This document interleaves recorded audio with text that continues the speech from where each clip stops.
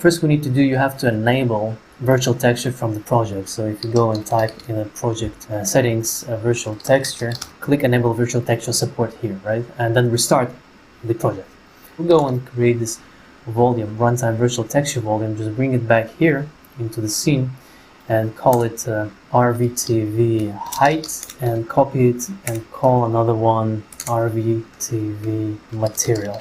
Now we need to set up the virtual texture. Just go to RVT folder or create any of your own. Go to texture and select runtime virtual texture. We can call it RVT height and duplicate this and call this material.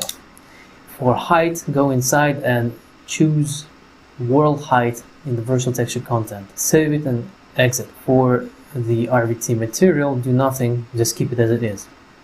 Now we will apply this onto our volumes that we created. So we go here for height, we apply height texture.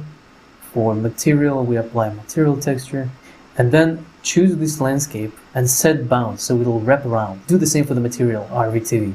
So next, select this landscape, in search type virtual texture, and also drag and drop height and material here. So now we have to create material and assign everything together and combine everything together. So I have this master material, and that's the whole master material is too big. It ends up in attributes, but what I did, I brought back the sampling and the blending together. So for sampling, I just take these attributes and distribute the textures that is allowed for the runtime texture output.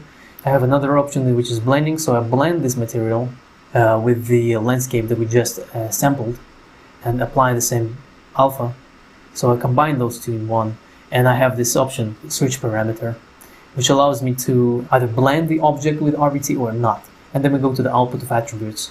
So I can use this material, master material, on anything. So let me show you.